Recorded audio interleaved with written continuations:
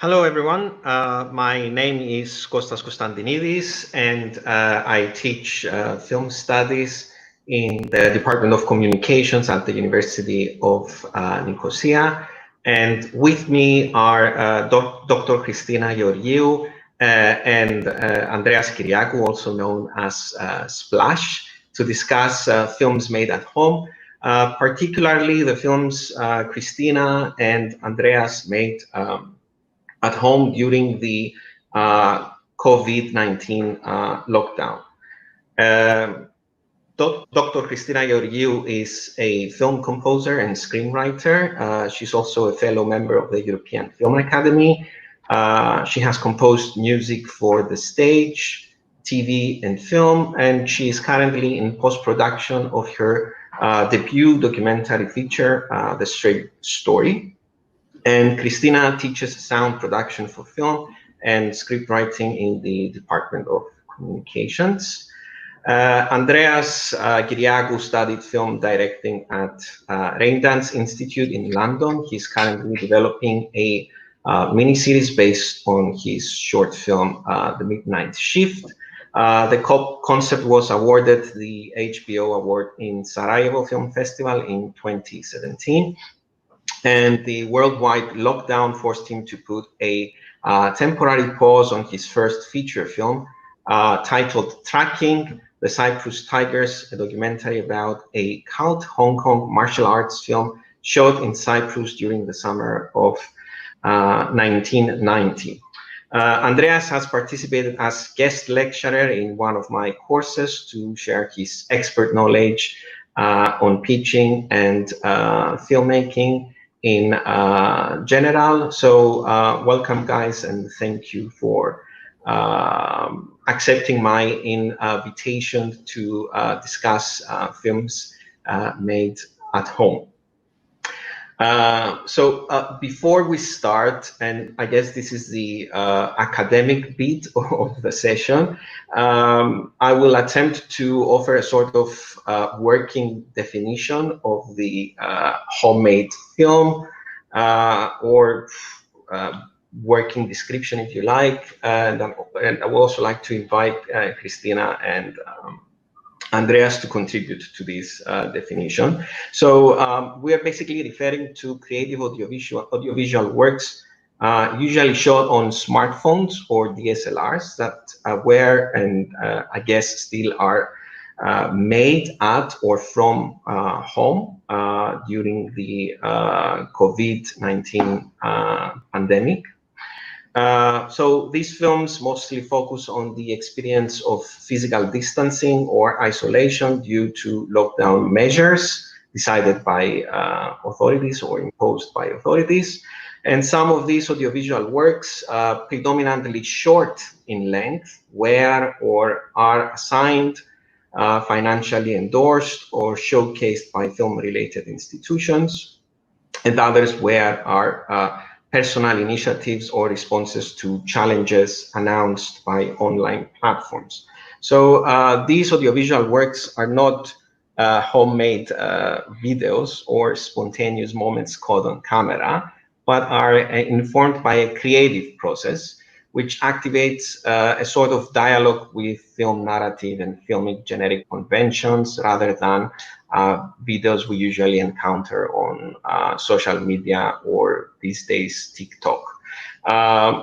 One key characteristic is that communication between characters takes place through video call platforms, and this echoes the key characteristic of computer screen movies, a way of making films favored by director-producer Timur Bekmambetov.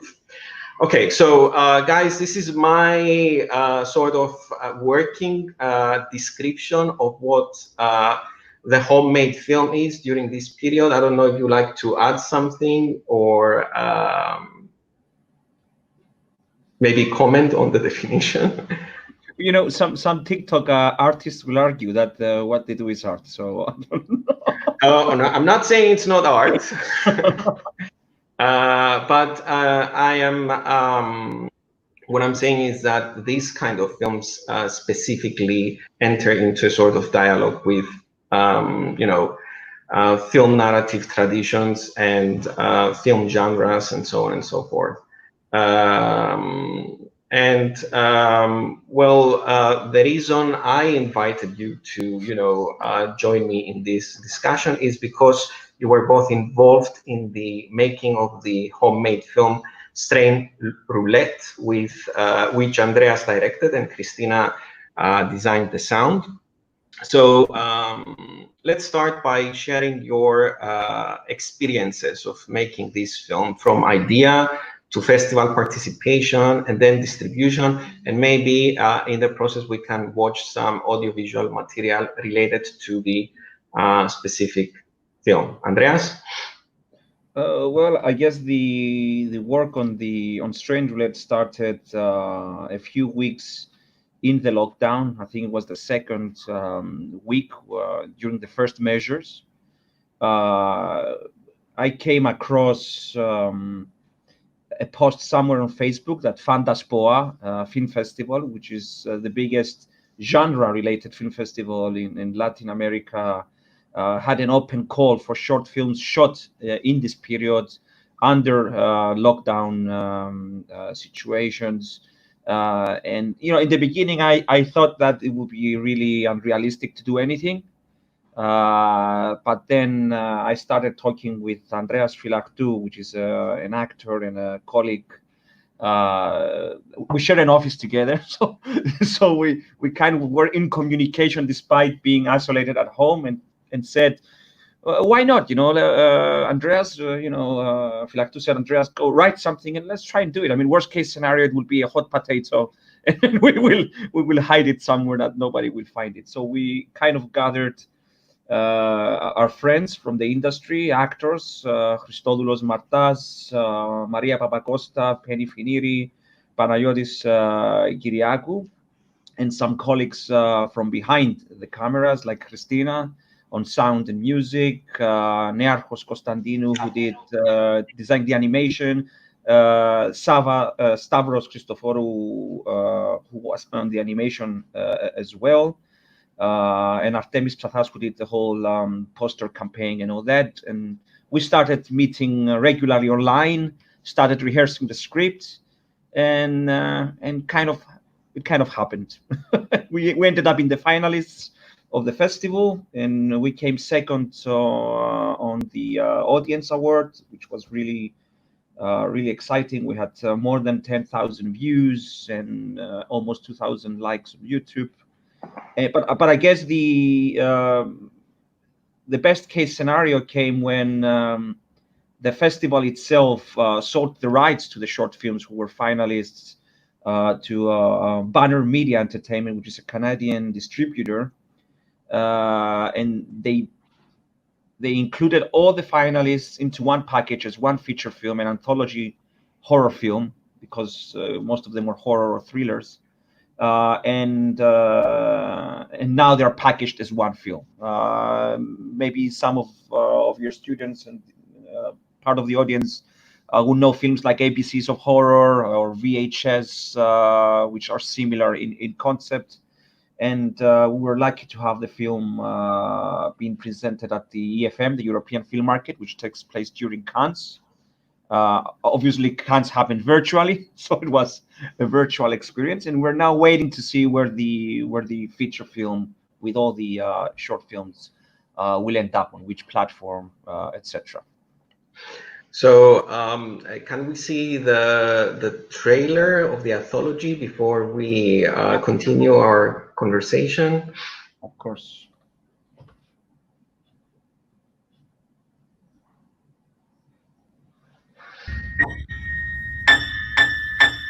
Wait a second, please. Okay, here we go.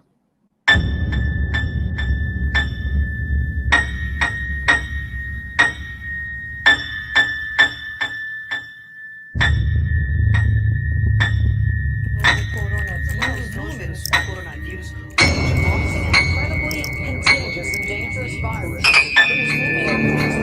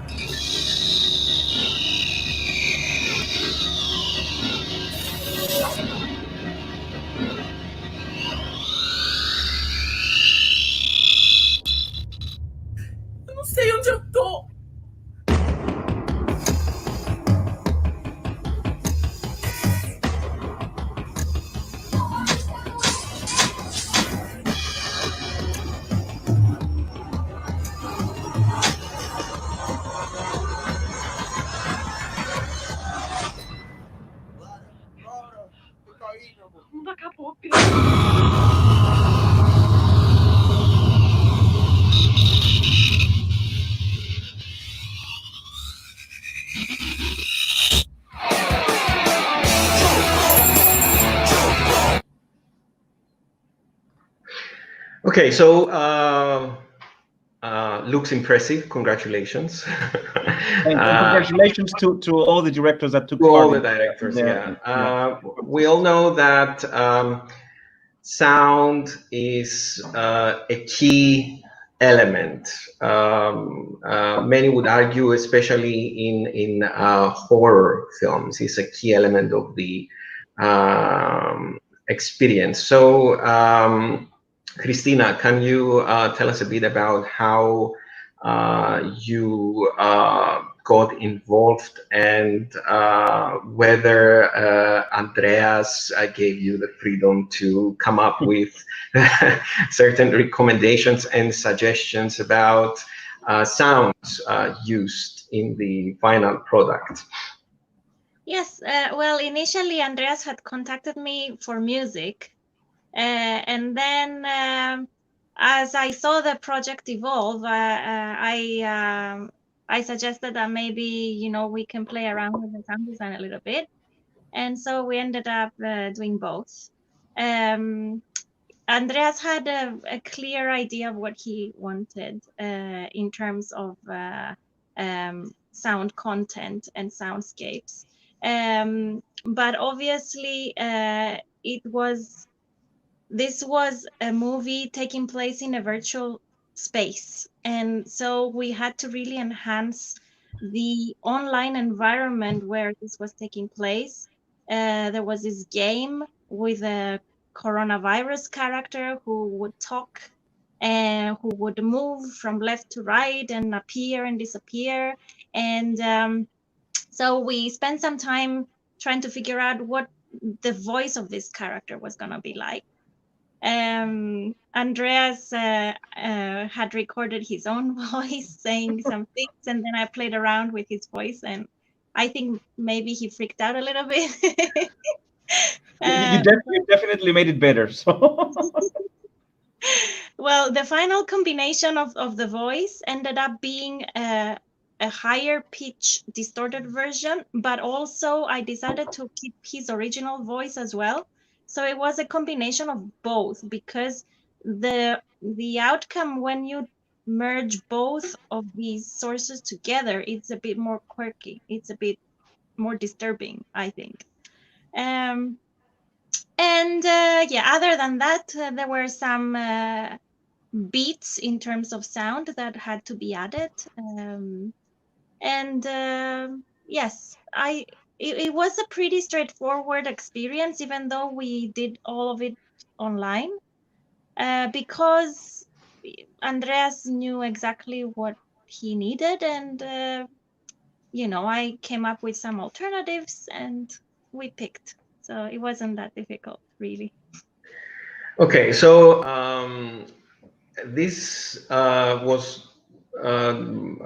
it wasn't really the first time that you worked with a director, let's say online or remotely, in order to compose music. I think you did that with Ilias Dimitriou. You composed the music for Fish and Chips and Smack. So I remember during Q&As at Cyprus Film Days, you told us, or Elias informed the audience that you never met physically during the making of the film. So if you would compare the two experiences, was there anything different, or how was it, I mean, for you? The experience with Elias, it was very, very different because there was a feature film that needed a lot of music, and I had to start from scratch.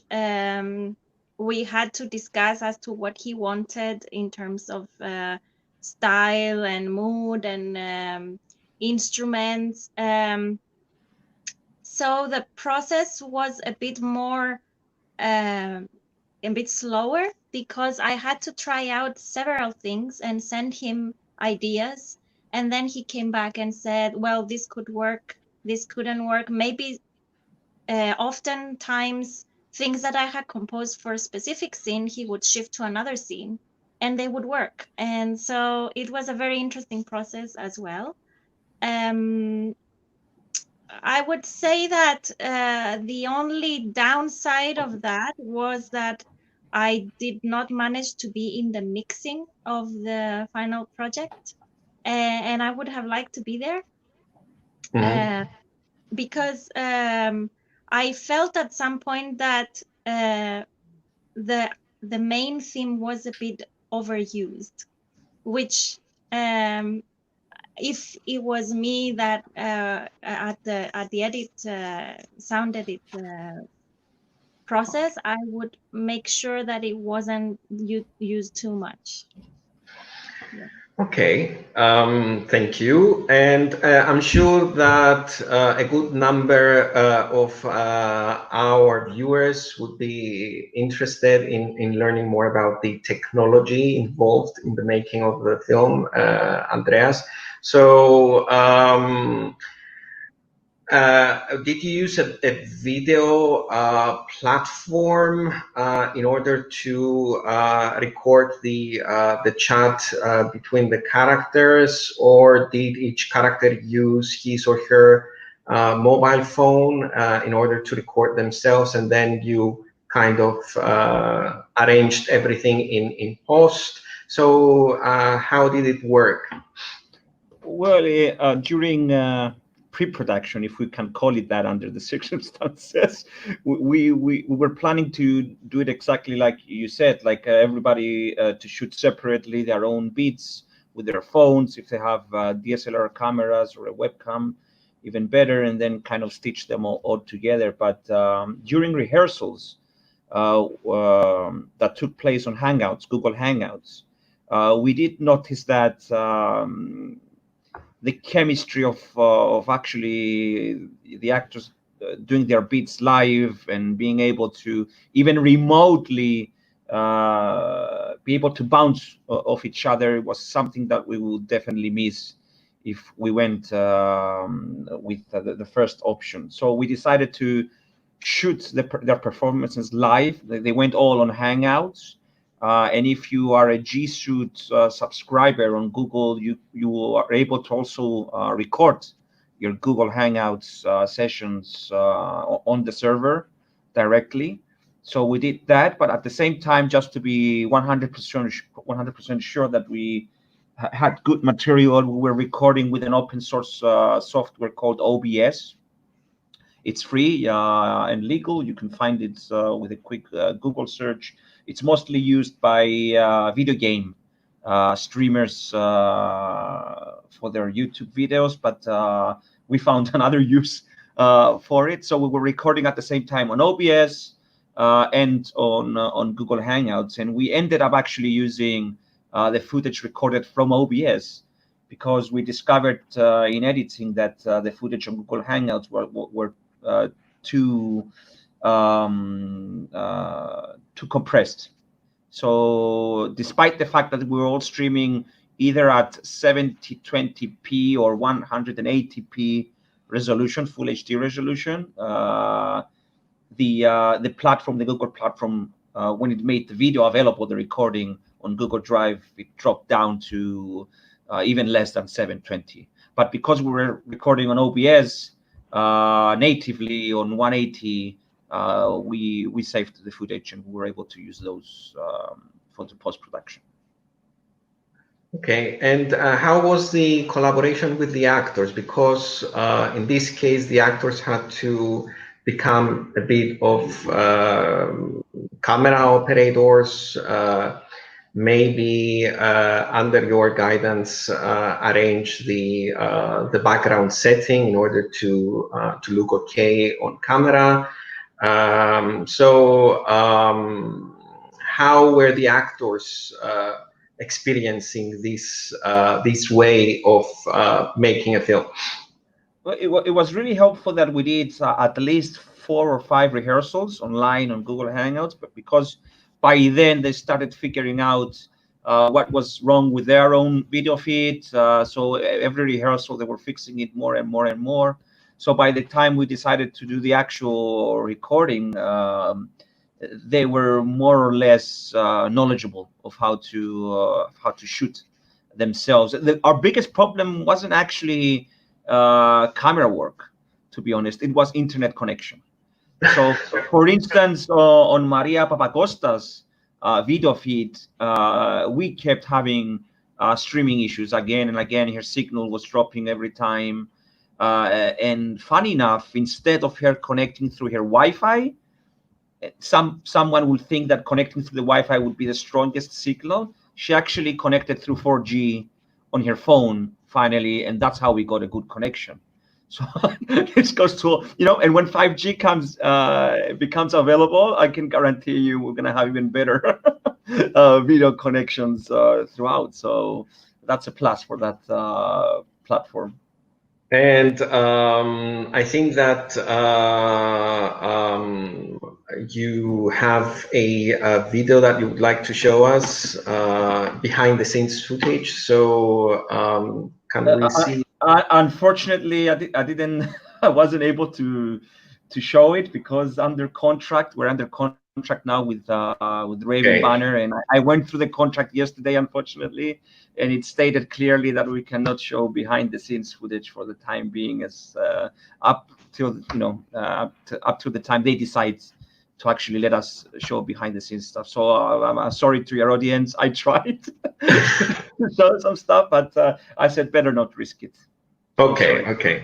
Yeah, no worries. So anything that you would like to add about the making of the specific film? Before we segue to Christina, I wanted to say one of the other reasons that we were really fast, we're really quick on communicating with Christina and getting the result I wanted as a director is that Christina is also a filmmaker herself. So there was zero lack, if I can say it like that. She immediately understood what I had in mind as a director herself and a screenwriter. And that that saves a lot of time. And even if I think if we didn't do it remotely, if it was a face-to-face collaboration, I think it would be the same result. Yeah, I agree. Okay, so on the 24th of April, the Ministry of Education, Culture, Sports and Youth of the Republic of Cyprus announced a call for the submission of micro films about life in isolation because of the lockdown measures, in order to support filmmakers and video artists. And you submitted a film, and it got selected. Yeah. So can you tell us a bit about the specific process and how this actually helped you stay creative during the lockdown? Because we all know that this was and still is a difficult period for filmmakers and artists. So how important was this call? And can you also tell us a bit about the story of the film that you each one of you submitted to the ministry and eventually got selected? And also, if you know when we'll be able to see these films, so we're very much interested in viewing them, of course.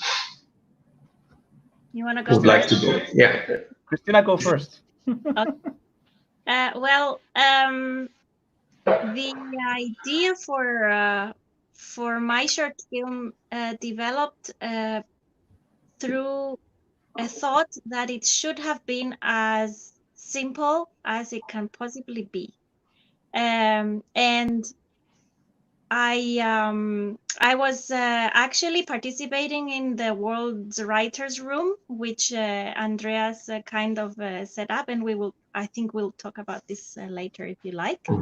And we were discussing with fellow writers about our own story that we're developing. And at that point, I just got this idea in my head. It was completely irrelevant to what we were talking about, but for some reason, it just came to me.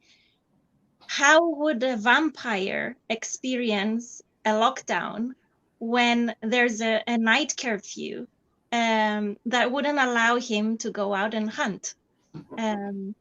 So basically, the concept is a final goodbye video from the vampire because he's dying after not having eaten for too long. Maybe you shouldn't share that much info because it sounds very interesting. So essentially, but what I really wanted to achieve wasn't the part of the vampire. It wasn't the vampire aspect. It was the aspect of being different and how people who were different experienced this lockdown. For instance, when the lockdown was first imposed, people who were divorced used to say, well, how am I going to pick up my child? I mean, I am only allowed one message a day, and I need to go to work, and I need to go pick up my child. And there were other people who needed to go to hospitals, who needed the care, who had special needs.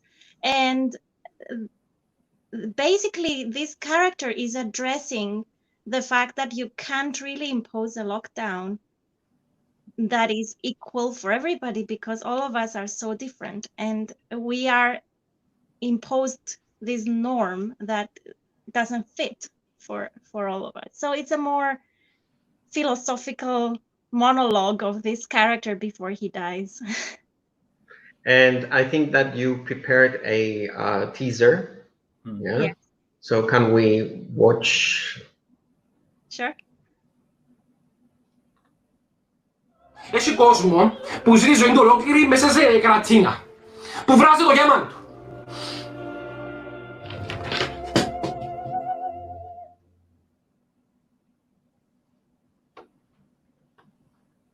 Pretty short because the movie It's a teaser of a teaser.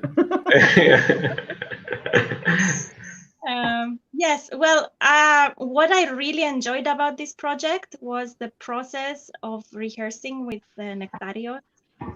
We had to do all of it online, but it was magic because what I was looking at in my frame was exactly what I was going to film afterwards. And so we were trying things out on the frame, and different lightings and everything. We kind of figured it out way before we finally shot, just like Andreas did with his short. And I wish I was recording those sessions because we had a really fun time. It was really nice. Okay, so thank you. And Andreas, before you tell us about your short story that you submitted to respond to the call announced by the ministry, I think that Strain Roulette might be the first computer screen movie, the first Cypriot computer screen movie, or desktop movie you like to. I think it is. I think I did. You mentioned it during one of our calls last month, and I did some research. And I think we are the first that's completely shot in a desktop environment. And I think that in many ways you are a kind of innovator and pioneer within the context of Cypriot cinema, because you also made the first superhero movie, Whispers, yeah? Yes. But that, it wasn't really a superhero movie because it went wrong in the end. But yeah, well, it's maybe the first splatter movie. A sort of pseudo superhero movie. Yeah, Okay. It's you can call it an origin story in reverse in a way. The movie is widely available on YouTube and Vimeo for years now. We did it back in 2013. Feels like ages ago. We didn't expect the end of the world coming so soon back then. Quote unquote end of the world. Of course, I'm joking. Yeah, you could say I did a lot of first things. I don't know if they were good or not. That's up to the audience. But I like to try new things, especially when people tell me they can't be made. Oh, okay. So, what should we expect with when it comes to the movie that you submitted that was selected by the ministry? It's called The Adoption, in Greek Hiothesia, and it's what I like to call a family made movie. I took my whole family, my wife and my 2 kids, and I kind of made them my crew and cast. It was at the same time a family activity and a film workshop. The kids really enjoyed it, especially the behind the scenes stuff. They wanted to do the clapper or in most of the scenes. My wife was sort of 50-50 on this. The first day she was having fun, and then when I kept asking for reshoots and newer scenes, she was like, Andreas, okay, we said to have fun, let's do something else now. But eventually we made it. We submitted it to the ministry for their call, and we got in. And I'm really happy about it. We actually have some behind the scenes footage from the shooting, if you want to watch it. Sure. Ξέχασα τι πρέπει να πω. Τα παιδάκια στις θέσεις τους με το action θα ξεκινήσουν πιο κάτω κλακετά. Εκεί. Υιοθεσία, λήψη πρώτη. Υιοθεσία, σκηνή πρώτη, λήψη πρώτη. Περίμενε από action. Βγαίνε σε θέση ώρα. Υιοθεσία, σκηνή πρώτη, λήψη δεύτερη. Υιοθεσία, σκηνή 2, λήψη πρώτη. Στοιχεία στο πλατό, please. Ένα λεπτάκι. Περίμενε Κυριακό σου δω action, είσαι πολύ ωραίος, αλλά περίμενε. 3, 2, 1, action. Υιοθεσία, σκηνή 3, λήψη πρώτη. Μόλις σας πω action. Ναι, να πρέπει. Θα γίνει τι. Και λίγο πίσω. Μόλις σας πω action. Υιοθεσία, σκηνή 4, λήψη πρώτη. First take, second sticks. Υιοθεσία, σκηνή 4, λήψη δεύτερη. Το φραπέ μου διαλύθηκε. Υιοθεσία, σκηνή 4, λήψη τρίτη. Σκηνή 5, λήψη πρώτη.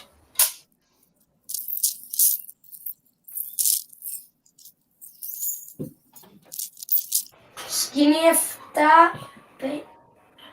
έσπασε παπαντή να πω. Σκηνή 7, λήψη πρώτη. Τιμή, φωστό, να με κάτω, μπράβο. Action! Νιώθεις έτοιμη? Έλα, χτύπα την κλακέτα. Σκηνή 8. Να. Τι είναι τούτο? Σκηνή 8, λήψη πρώτη. Ναι. Σκηνή 8, λήψη πρώτη. Μπράβο, good job. Δώσε μου την κλακέτα για μένα. Τούτο να το κάνεις cut. Wow. Έχει πολλά τέτοια. There's a lot of you'll find it on the DVD. Okay, and is it going to be a DVD? No, I'm joking. And it seems that the main character is it's a teddy bear. The premise of the short film is that the kids come across a teddy bear that's been abandoned below their apartment, and so they decided to take it in because of the lockdown, to take care of it and adopt it, basically. And then there is a twist in the end, which you're gonna witness when when the movies come out. Okay, congrats to both of you, and we're looking forward to viewing the films. So Christina mentioned the World's Writers Room earlier, and as I understand, this is Andreas' initiative. And call it an Andreas initiative, but I'll tell you the full story as soon as you finish. You can tell it now, actually.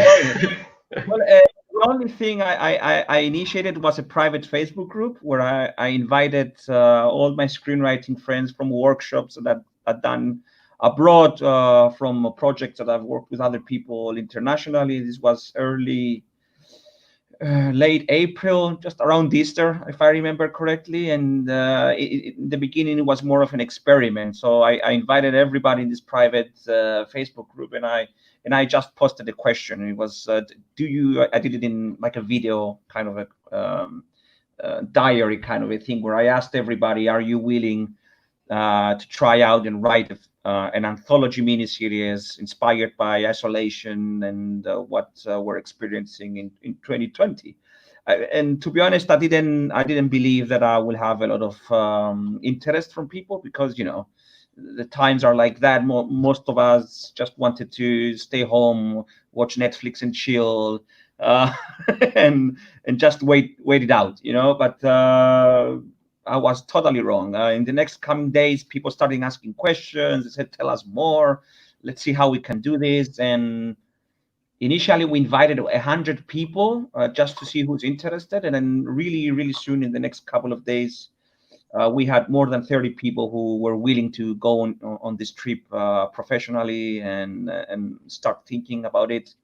And then soon later, a coordinating team was put in place, and we started organizing the other 30 writers and developing this project. So I only asked a question. I mean, if it wasn't for we are now 37 people, 37 professional screenwriters from the whole planet working on this project, and it's really a collective effort. It's sort of a flat structure project. Everybody has equal rights. There is no boss. There is no somebody dictating how to work. We're kind of figuring it out all together. We do vote. We use a lot of voting initiatives to decide on serious issues about the project, and we are now at a phase where we developing 12 episodes for this anthology, and in every episode we've created a mini writers room with 3 or 4 writers. Christina is one of our writers, and we were so happy to have her. Actually, we have a lot of Cypriots on the project because of my networking, obviously. But we have people from Italy, Poland, the UK, Australia, Nigeria, Palestine. I mean, it's an endless list. And we're now trying to get the interest of producers and broadcasters from international organizations, and we're also planning to present the project in future TV markets.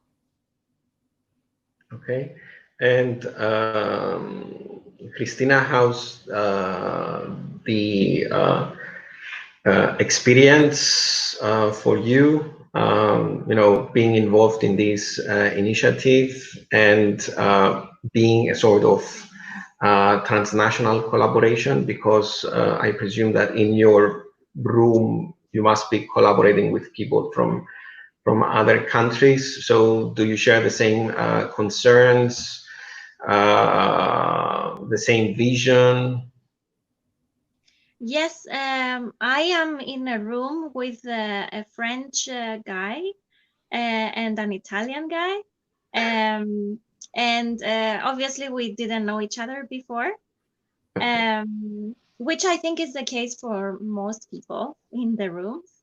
It was magical because, well, what Andreas failed to mention is that when they received the applications, they gave us this questionnaire, and we had to fill in some details about ourselves, and we also had to pitch a couple of ideas that we had.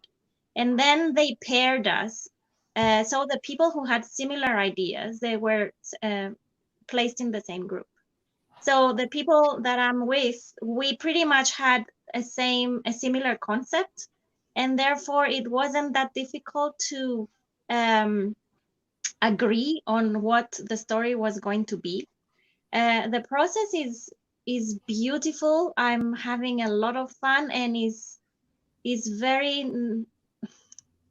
I have no words when it comes to sharing experiences, because writing a story is about sharing your own life. It's about sharing your own personal experiences and understand characters in terms of people or experiences that you have had. So I find that I have connected a lot with these two guys, and we have shared already many personal stories between us. And I really think that the outcome is going to be beautiful for all rooms, because this project has connected us in a way that maybe would have never been possible if it wasn't for the lockdown. So I think I know I shouldn't say this, but the lockdown has had some good outcomes, and this is one of them, I think. Yeah, it forced us, to come together and destroy boundaries. Really, I mean, we're now working in an environment where there is no really a national boundary. I mean, in Christina's room, you've heard, somebody from Italy and France. In other rooms, is Nigeria, Australia, and Cyprus, and and what's becoming more evident day by day is that we have more things to share than to divide. Our experiences, especially what sort of shows we love, what sort of movies we like, the sort of stories we want to tell. It's not so much different from room to room and country from origin, nationality and nationality. And I think one of the key elements of this project is that we're not trying to do the typical series. You're going to see a lot of those coming out in the next couple of months and years. That's directly about the pandemic and the lockdown. We started from that theme, but reading all the synopsises and the log lines from room to room, you would see that's just a spice. It's an entry point, and the stories are very universal. They have more to do with the essence of freedom, expression of ideas, and the whole isolation experience beyond COVID and beyond the pandemic. It was a great opportunity for introspective stories, I think. Stories about coming to a point where you have to look at yourself, look at your life, and realize what's going wrong, what's going right, what's worth keeping, what's worth throwing away. Yes, I think yes. that's we have stories about pineapple pizza, about tango lessons. Okay, so it's a slice of life stories. Yeah. Holders, kids that are trying to fool their parents without saying too much spoilers.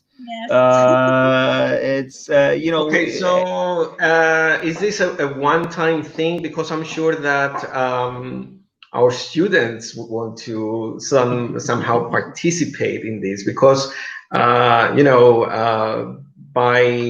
their fourth year they become very good storytellers, because we give a lot of emphasis on storytelling. And therefore, I'm sure that they would love to somehow participate in this. So I hope it's not a one-time thing. So is there a future for the World's Writers' Room? Well, I hope it's not a one-time thing. I think everybody who's a member of the group is thinking the same thoughts. The plan this year is to get picked up, as we call it in our industry, get this show made.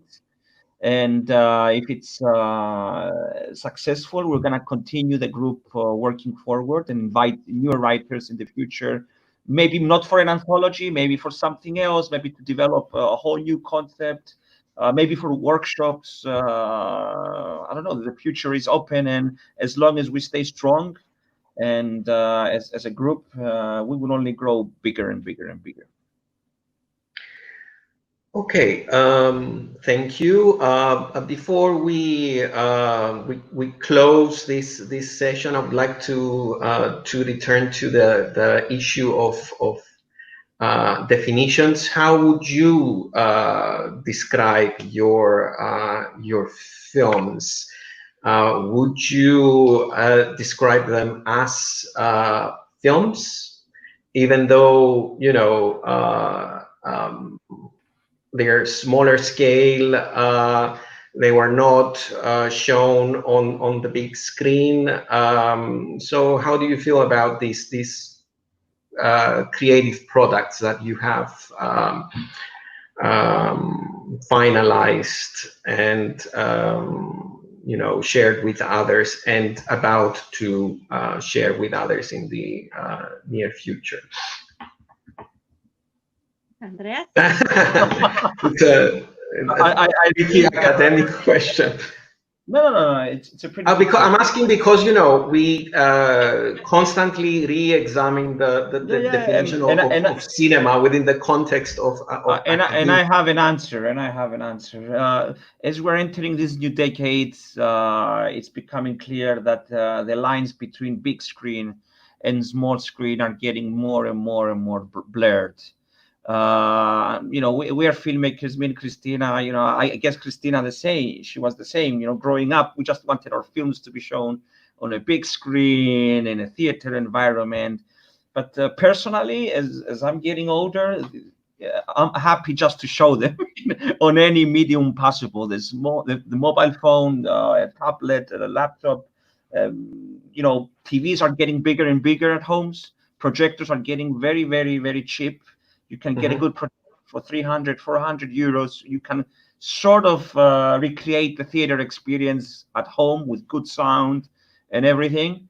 And that's going to be the trend of this decade, I believe. I mean, I think we're starting to realize that it's cinematic language that matters and not cinematic size.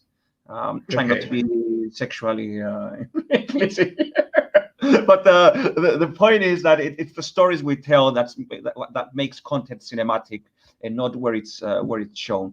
Obviously, as long as I live, I still want to see my movies on a big screen, at least some of them. But this is the new reality, and we need to embrace it. I mean, the audiences just want to experience high concept stories as TV series or as feature films.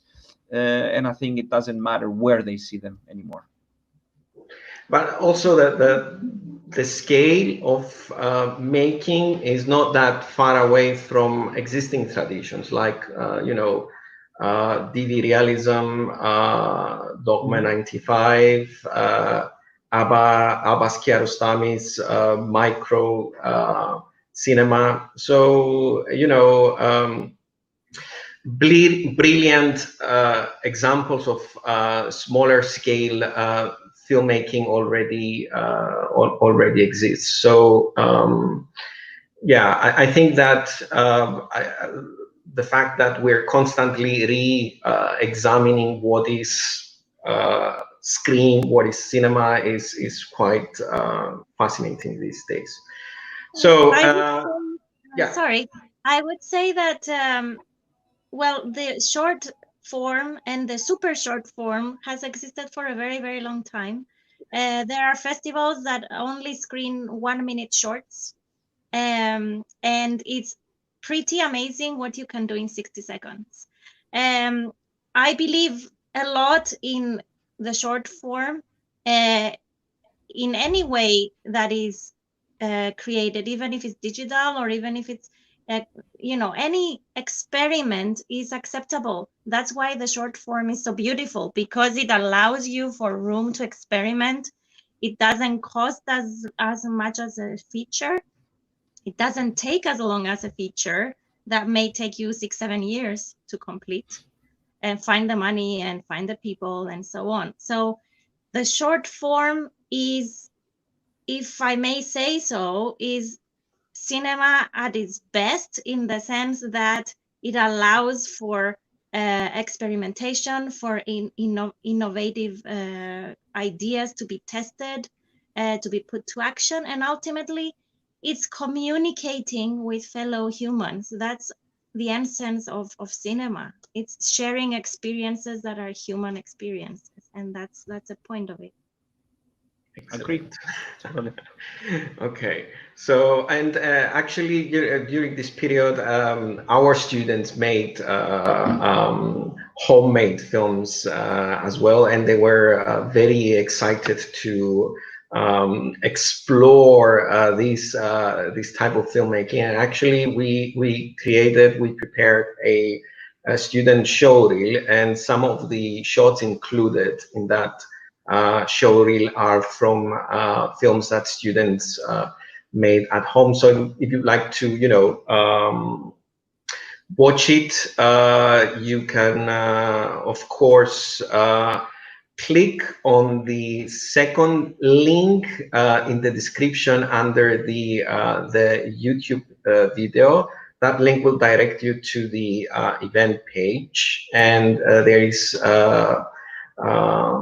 the student showreel is embedded on the page. So before we close this session, any final remarks,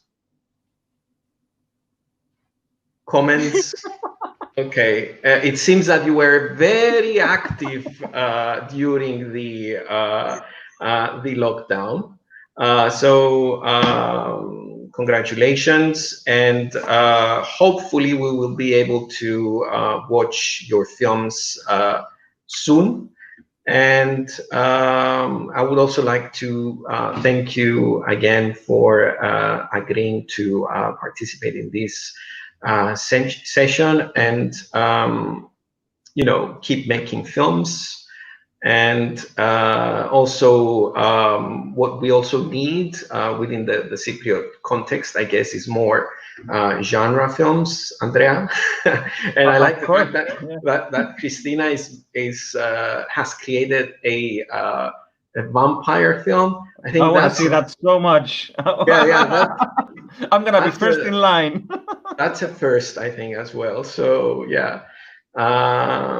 Okay, I think that's all from me. Thank you, guys. Thank you, Yeah, Christina, I'll see you soon. Andrea, we'll talk. Yeah. Okay. So bye-bye. Bye. Thank you, everyone. Bye-bye.